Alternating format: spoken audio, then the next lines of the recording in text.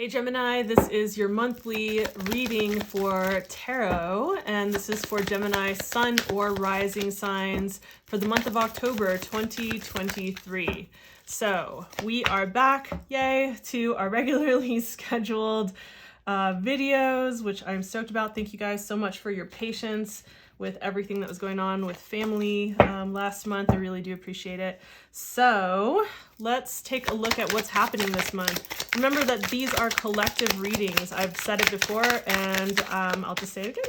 If you want to get very specific and understand exactly what's happening for your situation, the best way to do that is a one-to-one reading.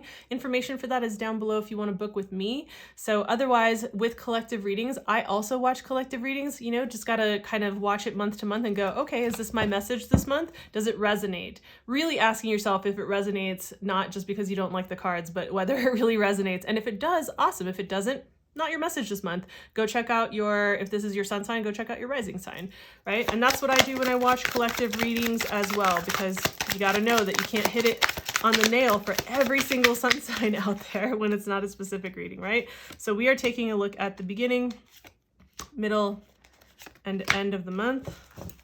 Also taking a look at, I also thought that this deck would be appropriate for the season.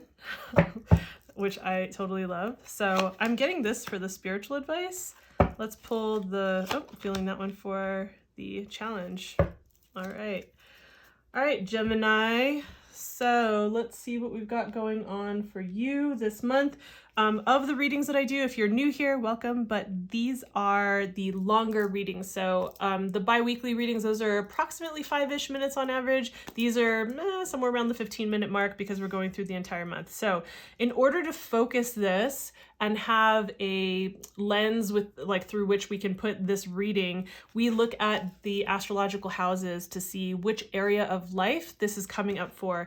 So what we see here is the third house, and yes, the third house has to do with communication, or not just your verbal communication, also written, right? So writing. It also has to do with your siblings or sibling-like people in your life if you don't have siblings, or even really close extended family, like not outside of your immediate family unit. Also your neighborhood, right? Like your local community haunts, so where you go to the farmer's market or where you go to get your groceries, or like your actual neighborhood, like your neighbors, right? That also is encompassed in this area as well. But let's not forget, yes, definitely communication is a part of this. So let's take a look at what we have unfolding for the beginning, middle, and end of the month. Beginning of the month, we have the Queen of Cups. Cool. Queen of Cups, we have the 6 of Swords, and then we have the 10 of Cups. Really love how that's on the tip that we're leaving it on. The Empress coming up for the challenge, and the Moon card coming up for your spiritual advice. So let's go through this one at a time. We're going to take a look at the Queen of Cups for the beginning third of this month of October, right? So really stepping in from a place of nourishing and nurturing yourself, trusting your intuition, trusting where the muse guides you. The Queen of Cups is certainly one that is nourishing and nurturing when it comes to the emotions, and definitely a muse, definitely inspired, definitely intuitive, right? And so in seeing this, I'm thinking that either the focus is already here, or that you're being asked to put your focus on this area of your life, right? On nourishing and nurturing your emotional spaces with regard to maybe the way that you communicate with certain people, maybe again to do with siblings, neighbors, that type of thing.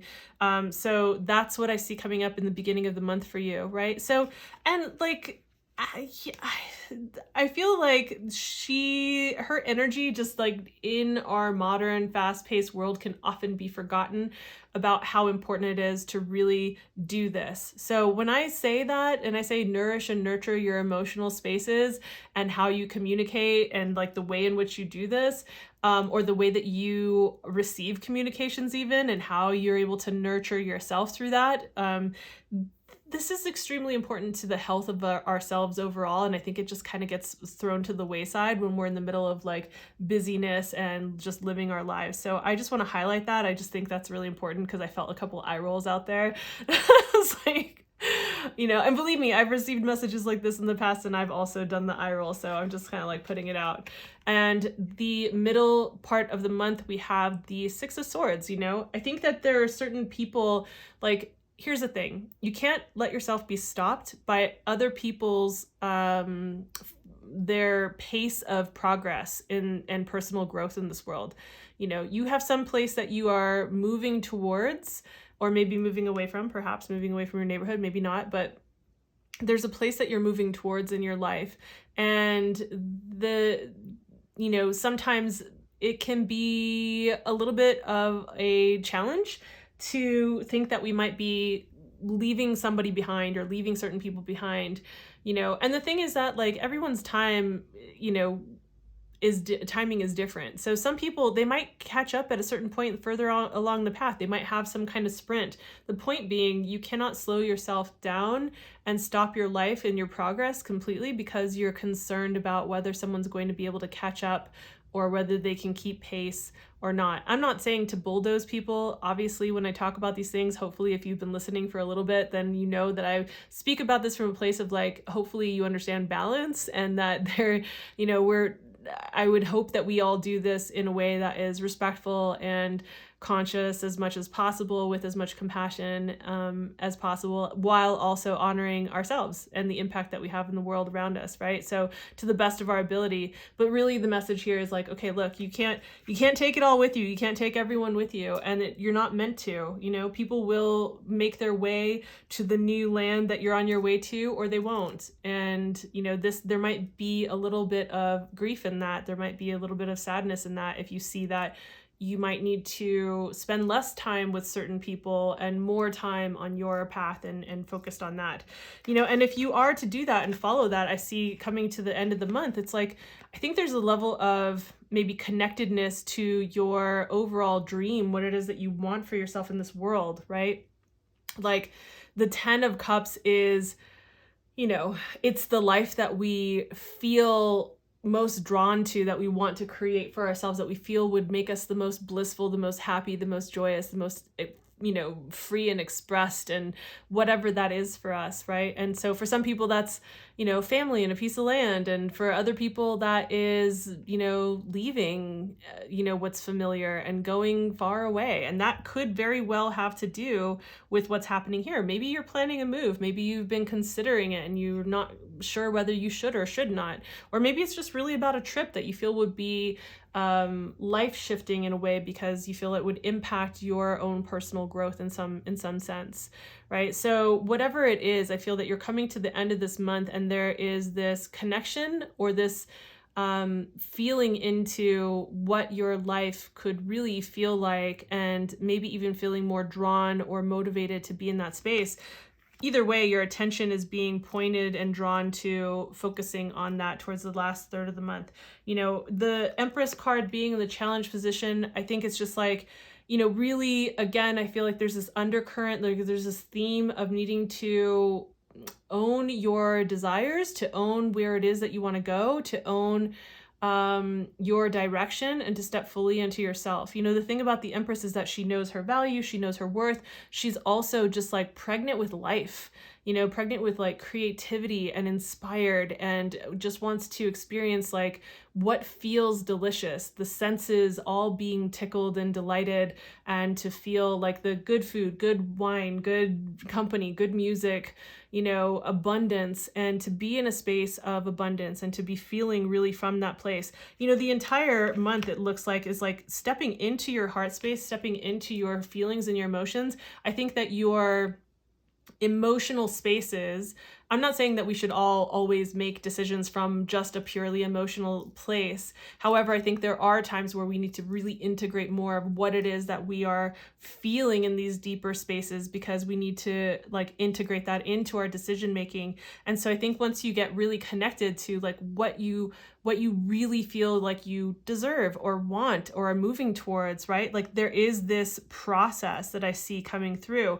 And, the challenge might be coming up against feeling like, you know, when the Empress is in a challenged position, right? Like feeling like there might be lack, or feeling like you can't, or feeling like, you know, there isn't the abundance, or you're not able to step into that beautiful life, or that sense of self that feels like so full with life, right? Or to enjoy and delight in your senses in this world, right? And so this is a Venusian card. It has Venusian qualities to it. And so I feel like that, like there's going to be like some kind of bumping up against that, and perhaps even specifically bumping up against that in the way of looking at your personal like your perspective and how you relate to your self-worth and your how you value yourself, and knowing that value. And I think that in this process, that's going to maybe be something that you come up against. You know, the spiritual advice coming through here with the moon, I think that there's just like some digging into like the deeper places and the psyche, like not being afraid.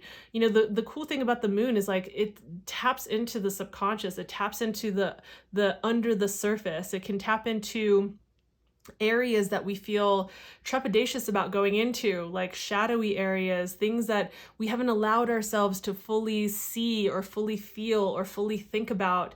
And so they can feel a little bit on edge. It can feel a little scary to even just allow ourselves to think about it, lest we feel, you know, guilty or sad, or scared that it might change our trajectory in some way that affects the people around us in some way. And this is about letting all of that be put to the side and to just feel into these spaces. And, you know, it's like one of the things that I think is just so important in this world is for us to just even allow ourselves to feel through these feelings, to feel through what's there, whether we take action on them or not, to acknowledge that they're there so that they don't unconsciously rule what we're doing, or create friction that is happening in the background that we don't understand or know where it's coming from, or so that we're not having it come out in these like twisty kind of ways, or feeling like suppressed. And, you know, this is about facing what we might feel cautious about facing, scared to face, even concerned about, and to be with that and let yourself feel all of it, think all of it, be with all of it, and take from that the common threads that you see coming through. Take from that like the inspiration from that, like, okay, I'm getting messages about maybe it is leaving, maybe it is taking off to another place, and maybe that does affect people around you for whatever reasons that it does. Well, perhaps you need to consider feeling into those feelings, and maybe it's not happening right now at this moment, but maybe you're making plans for how that looks going forward in the life that you're creating for yourself. And it's important for you to feel into and see like how deeply felt that is, or how strong that feeling is, or how important it is to you that you weren't recognizing because you weren't acknowledging it. So this is the moon card's like medicine, we could say, really, is to be able to not be afraid, to look, to feel into those shadows, to open ourselves up to those feeling spaces, right? Those feeling spaces being mirrored here. Also the water here, it's like water. And even though this is a swords card, there's water that's, you know, being traversed, water. And usually what we see with the Empress is that she's sitting with a stream flowing with water. It's just like, there's just so much emotion moving through here, so much intuition moving through here. And so I see that coming through for sure. And I hope that this feels like it speaks to whatever it is coming through for you, either coming into the month or as you're going through this month. Definitely check out the astrological highlights video so that you can get a sense of, you know, the overall context and like how things are moving and how this makes sense. It might make more sense to kind of see it through that lens as well. So yeah, and if this was helpful, if it was insightful, please give the video a like. It does help me with the algorithm gods as I am building this channel. And while you're at it, why not subscribe and hit the notification bell if you haven't already, so you don't miss any of the videos on the horizon. I do have some new plans for videos that probably won't make it out until the beginning of this coming year. However, I'm making some plans, so don't want to miss those as well. So anyhow, thank you for your time. Thanks for being here. I'll see you in the next video. Bye.